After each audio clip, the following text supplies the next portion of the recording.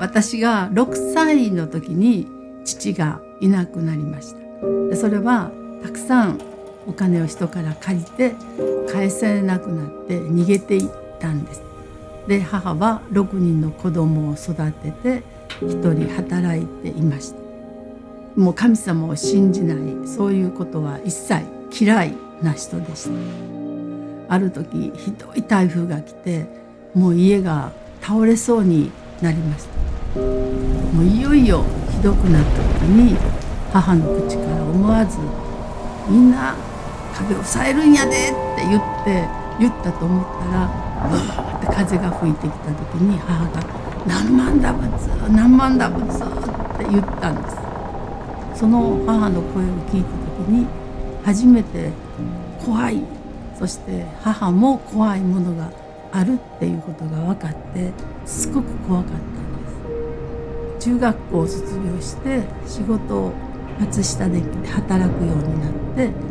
また夜は学校に行きました。でその時に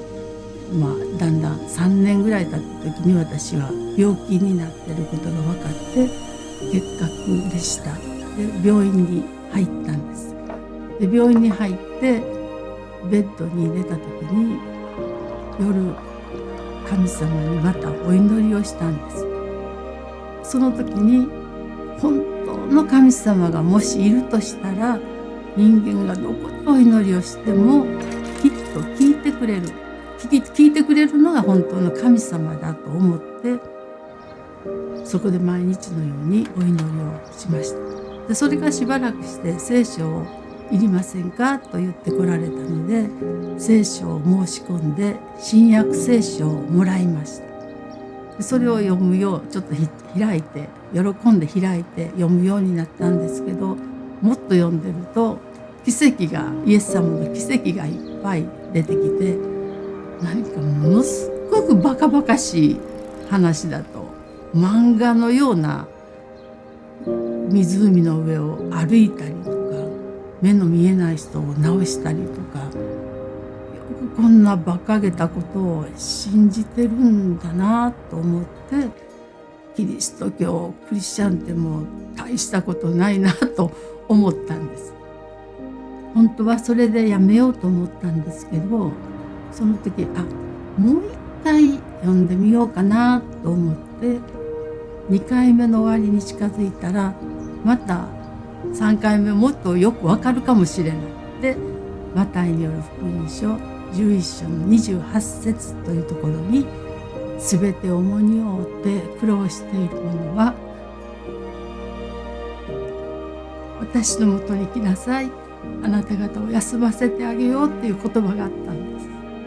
でそれを読んだ時に、私はそれを読んだんですけれども、読んだというよりも声で聞こえてきたような気がしたんですね。私に本当に語りかける声で、厳しい声ではなくて優しい普通の声で休ませてあげようっていう声を聞いた時に、私はその時初めて自分は人に隠してたけれども、言ったことなかったけれども、すごく私の中には悩みがいっぱいあって、上辺は楽しそうに元気そうにしてたけれども、実はすごく悩みでいっぱいだったんだなと、苦しく思ってたんだなと思って、その時に寝ながら聖書読んでたんですけれども、起き上がってベッドに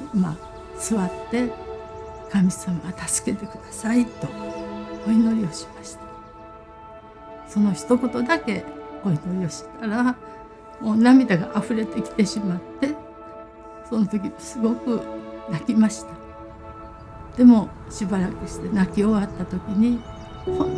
当に心の中から平安が自分の中にあるっていうことが気づいて、本当に神様が休ませてくださったということが分かったんです。で初めて天の神様と私とを結びつけるイエス様が必要なんだ、イエス様こそ私を罪から救ってくださる方なんだということが分かって、そしてイエス様も受け入れて信じました。イエス様を知るまでこんな人生があるなんて全く思ってもみませんでした。ですから退院した時、私と同じように虚しい人生を歩いている人にこのイエス様を伝える